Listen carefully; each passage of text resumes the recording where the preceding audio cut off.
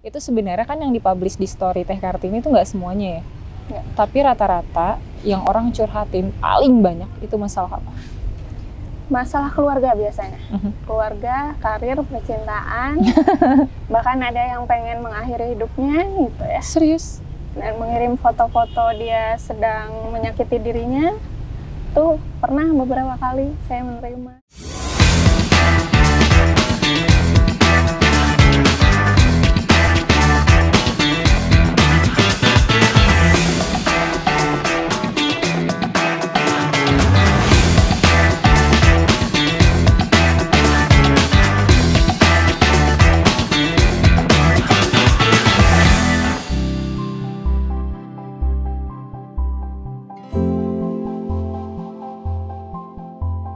Assalamualaikum warahmatullahi wabarakatuh, sahabat penerma. Kembali lagi di Tanya-Tanya Santai di YouTube Wakaf Salman ITB episode kesekian di bulan Februari. Kalau misalkan kemarin-kemarin kita banyak nontonin orang-orang inspiratif yang memang suka berbagi, terjun langsung ke masyarakat di berbagai bidang. Ada yang di pelosok, ada yang memang di pinggiran Sungai Citarum. Dan hari ini kita juga membicarakan salah satu sosok inspiratif yang suka berbagi, tapi caranya beda. Cara yang unik, yakni berbagi lewat karya. Terutama di zaman sekarang, berbagi itu caranya mudah banget, nggak harus selalu seperti yang dicontohkan, sekitar nominal berapa banyak, atau misalnya langsung mewakafkan harta, rumah, dan lain-lain, tapi juga bisa dari hal-hal yang sederhana, salah satunya adalah lewat karya. Dan kali ini, aku udah bareng sama Teh Kartini F. Astuti. Assalamualaikum Teh. Waalaikumsalam. Sehat kabarnya? Alhamdulillah sehat. Teh Kartini, aku mau nanya dulu, F-nya itu nama Teteh? Nama aku. Emang nggak pernah dipublish? Sengaja. Karena? Untuk orang-orang tersayang. Oke. Jadi nama pena ya, jadinya Kartini F. Astuti. Iya, Sebelumnya kan aku memang pernah ketemu sama Teteh, berbicara tentang karya Teteh di buku pertama. Iya. Tapi sebelum nulis buku itu, emang udah suka nulis quotes-quotes di media sosial? Sebelum nulis buku ya, saya nulis di Line, di media online, di surat kabar juga pernah beberapa kali. Oke. Tujuannya untuk? Tujuannya berbagi keresahan sih. Oke. Berbagi keresahan. Ada hal-hal yang ingin aku suarakan yang nggak bisa aku omongkan, akhirnya di tulisan gitu. Oh, awalnya justru dari keresahan dulu. Tapi ternyata dari karya-karyanya setelah konsisten, kalau misalnya aku lihat Teh Kartini itu sering banget di story-nya itu nerima curhatan dari followersnya. Betul. Terus banyak banget dikasih feedback. Itu kan artinya memberikan inspirasi, memberikan motivasi terutama untuk mereka, berbagi kebaikan buat mereka. Tujuannya untuk? Sebetulnya karena saya dari dulu itu belum punya modal cukup banyak gitu ya untuk berbagi kebaikan. Akhirnya yang saya lakukan itu berbagi telinga. Kayak gitu. Oke, berbagi telinga unik juga ya. Tapi sebenarnya lewat membaca di sosial media, gitu. Jadi mendengarkan curhatan orang-orang. Itu sebenarnya kan yang dipublish di story Teh Kartini itu nggak semuanya ya. Nggak. Tapi rata-rata yang orang curhatin paling banyak itu masalah apa? Masalah keluarga biasanya. Keluarga, karir, percintaan. Bahkan ada yang pengen mengakhiri hidupnya gitu ya. Serius? Dan mengirim foto-foto dia sedang menyakiti dirinya. Tuh pernah beberapa kali saya menerima gitu. Biasanya direspon? Direspon. Tapi nggak dipublish? Mereka nggak dipublish. Itu rahasia. Dan sama ini saya nggak pernah publish nama sih. Nama atau instansi nggak pernah. Dan biasanya apa yang Teh Kartini berikan buat mereka? Menjadi teman buat mereka, mendukung apa yang mereka mimpikan, yang mereka inginkan, mendengar keresahan-keresahan mereka juga sih. Jadi sebisa mungkin nggak ngasih respon yang kamu harus begini, begitu, begini. Dan kalau misalkan Teh Kartini bikin tulisan, itu kan awalnya dari keresahan-keresahan.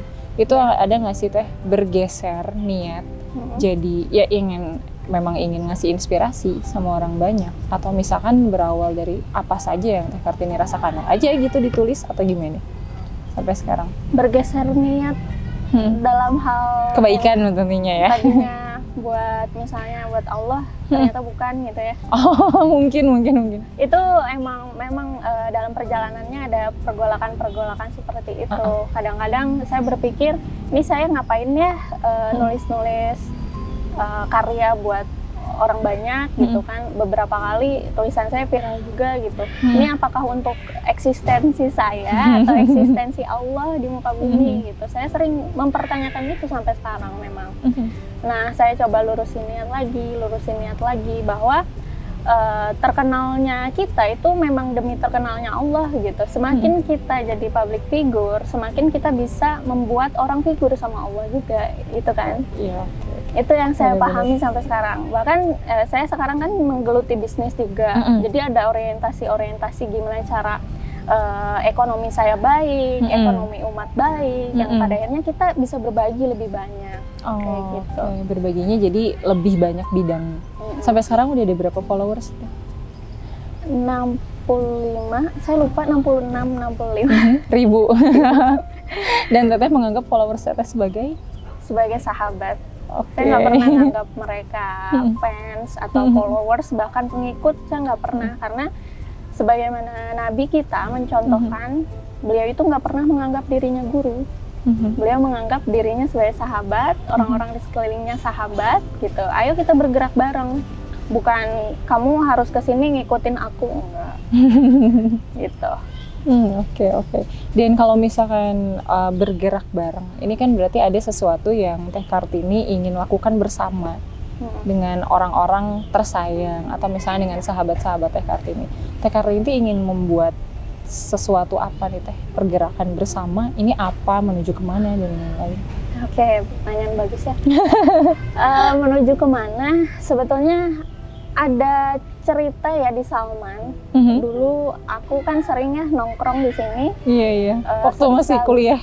Sehabis kuliah itu saya pokoknya pulang ke sini dulu sebelum ke rumah. Nah, setiap ke sini itu saya sering mendapatkan kayak tawaran tisu dari orang-orang anak kecil. Iya.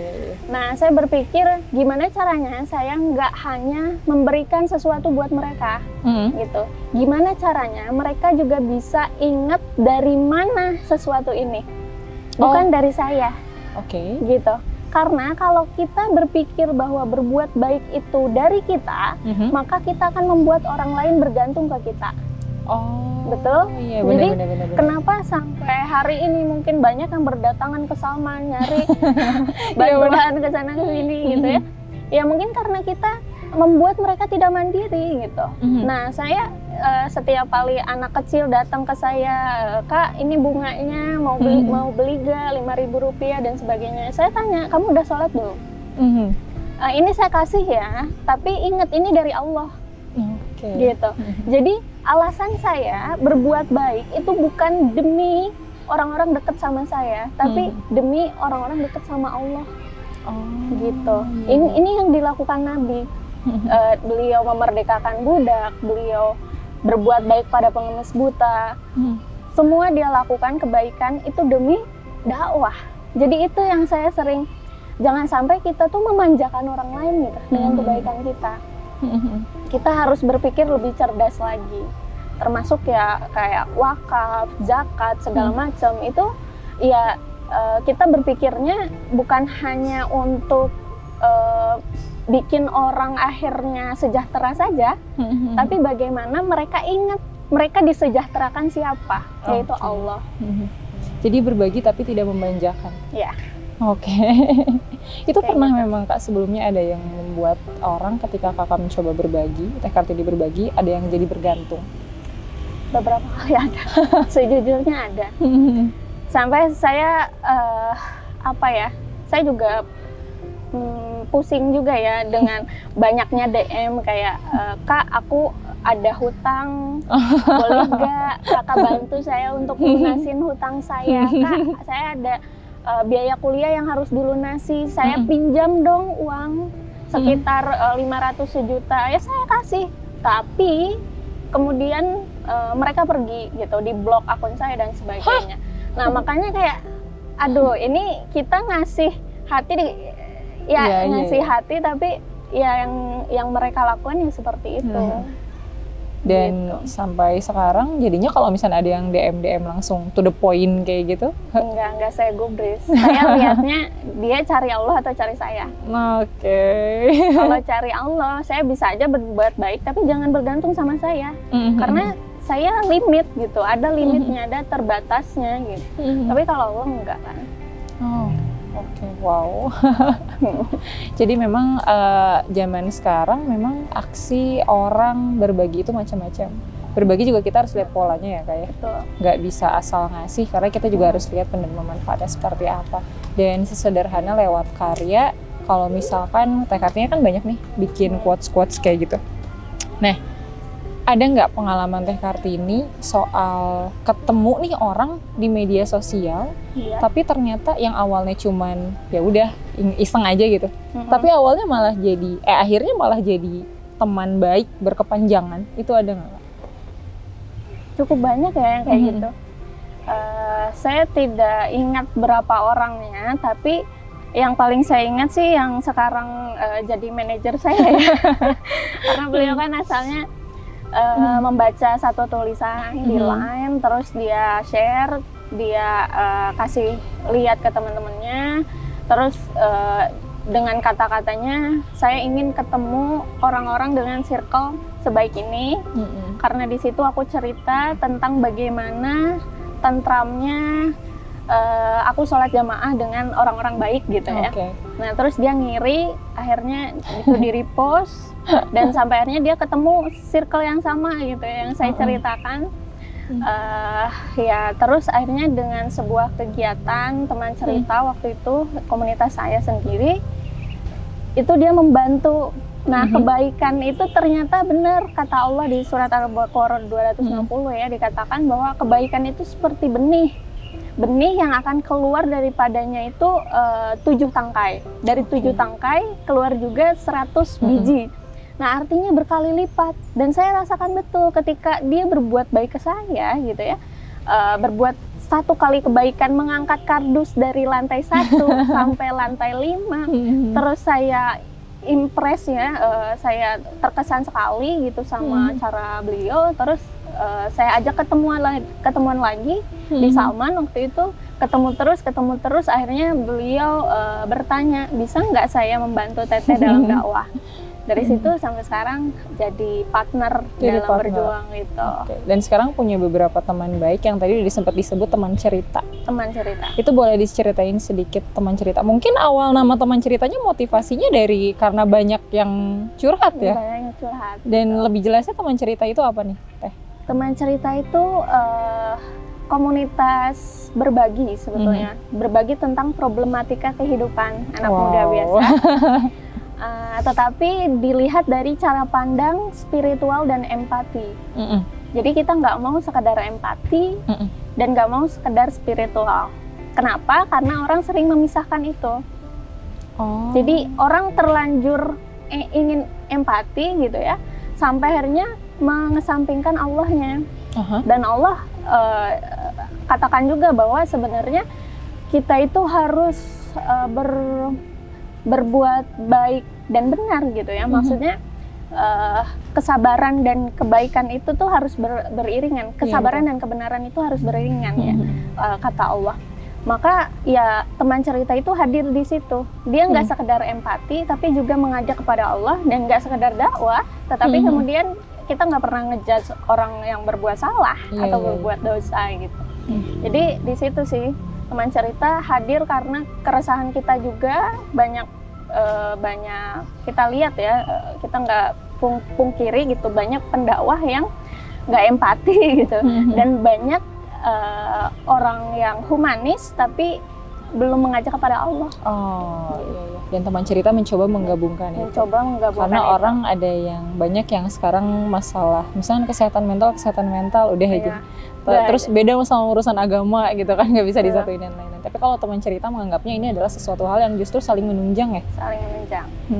Dan teman-teman di teman cerita ini berbagi tentang apa aja nih? Kita lebih banyak berbagi di grup sih ya. Sekarang di grup kita partneran dengan perusahaan-perusahaan kayak Madinah Al-Quran, perusahaan Ya ada juga komunitas lainnya gitu ya.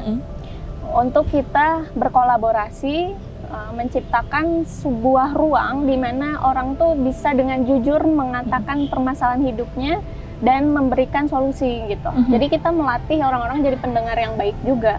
Jadi bukan kita saja yang menjadi pendengar yang baik untuk mereka, tapi kita pengen menciptakan perpanjangan tangan gitu. Perpanjangan tangan dari para psikolog, para para jadi pendakwa. orang-orang yang nggak punya akses ke sana tapi butuh atau kadang denial juga. Dan teman cerita menjadi perpanjangan tangan itu. Dan itu mengurangi ini ya, mungkin orang-orang yang benar-benar memiliki masalah terkadang mereka juga takut untuk datang ke ahli. Iya.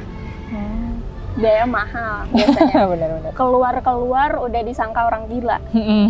Stres, depresi. Wah, semua aneh-aneh lah labelnya. Tapi teman cerita hadir jadi teman gitu. Bukan menjadi pendoktrin atau bukan menjadi pemaksa atau bahkan ahli, bukan ahli memang. Meskipun di sana ada ahli-ahlinya. Jadi ahlinya di belakang bikin kurikulum, selebihnya kita yang bergerak di lapangan.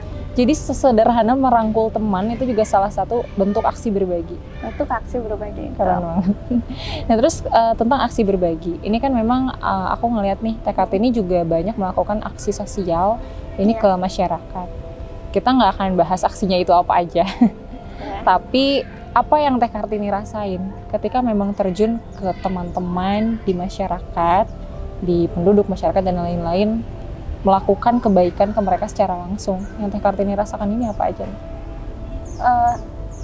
Campur aduk sih ya, antara terharu gitu ya. Ternyata saya walaupun nggak punya apa-apa, maksudnya secara materi mungkin nggak sekaya orang lain, tetapi saya berpikir, oh ternyata media sosial bisa jadi kekuatan ya, bisa mengumpulkan ratusan bahkan ribuan orang untuk nyumbang sekitar 1.000 per orang, misalnya 10.000. Ada juga sih yang lebih dari itu. Tapi ketika dikolaborasikan, saya melihat persatuan gitu di situ, persatuan umat gitu ya, demi orang yang membutuhkan supaya sejahtera dan demi mereka juga tidak terpuruk hidupnya sehingga menyalahkan Allah gitu.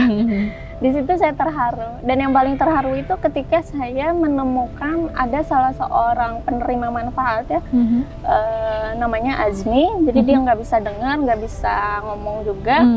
Saya teringat masa kecil saya di situ. Kenapa?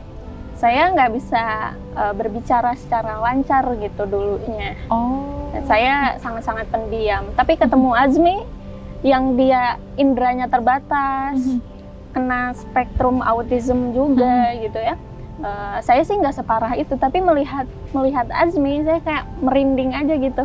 Dia harus lebih hebat dari saya gitu suatu hari nanti.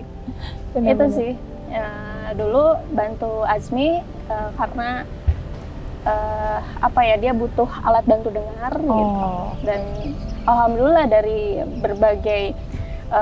berbagai lapisan masyarakat bantu, sekitar waktu itu 1 minggu 30 juta disalurkan langsung ke Azmi. Dan saya lihat reaksi ibunya kayak nggak percaya gitu.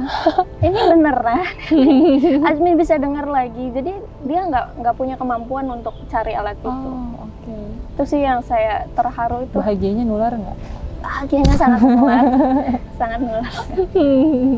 Dan setiap kita menyebar kebahagiaan, meskipun kita adalah penyalur atau agen gitu ya, kayak, dan yang bergerak itu kan banyak, tapi tetap bahagianya dapat banget dan bisa jadi bank bahagia buat diri kita sendiri selanjutnya. Dan dari Kak Kartini ini terakhir mungkin, apa sih yang Kak Kartini ingin sampaikan ke teman-teman tentang aksi berbagi yang sederhana? Kesederhanaan ya, kesederhanaan dalam berbagi itu kita nggak perlu nunggu mapan. Justru kemapanan itu lahir dari aksi berbagi kita. Iya, kemapanan itu kan bukan hanya mapan secara materi, kemapanan hati, kemapanan kecukupan gitu. Kita merasa cukup dengan apa yang Allah titipkan. Itu tuh mahal harganya sebetulnya, karena kan banyak orang kaya di luar sana gitu ya, banyak orang yang serba cukup tapi ternyata pakai cara-cara yang tidak halal, itu kan menjadikan ketidaktenangan di dalam hidupnya. Tapi kata Nabi, kebaikan itu tuh adalah sesuatu yang bikin hati tentram walaupun seluruh dunia tidak mendukung. Kebaikan itu seperti itu, tapi kejahatan sebaliknya. Kejahatan itu bikin hati bergejolak walaupun seluruh dunia mendukung. Nah, artinya kita berbuat baik itu bukan demi orang lain tapi demi diri kita kan, demi diri kita agar tenang. Coba deh sholat misalnya, kita punya katakanlah kekayaan 1 unit mobil parkir di Salman, terus kita ngebayang-bayangin waktu sholat, keinget-inget ini nanti bakal ada nyuri nggak, sampai selesai sholat kita buru-buru naik mobil dengan rutinitas pekerjaan kita. Ketidaktenangan itu sebetulnya bisa dikurangi, dikikis dengan cara kita berbagi.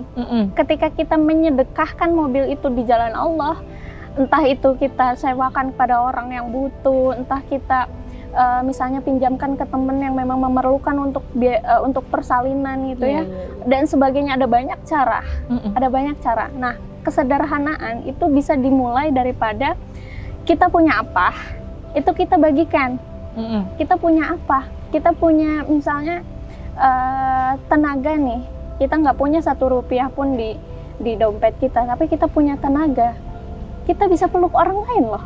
Oh iya. Peluk orang lain yang lagi Simpel sedih. banget ya. Iya, bisa sesimpel itu. Atau kita bisa singkirin batu dari jalanan yang mengganggu orang, sehingga itu mungkin nanti terjadi kecelakaan. Itu kan sesimpel itu gitu.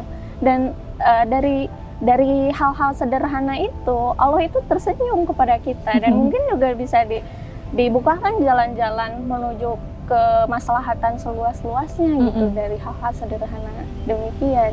Wow, keren banget.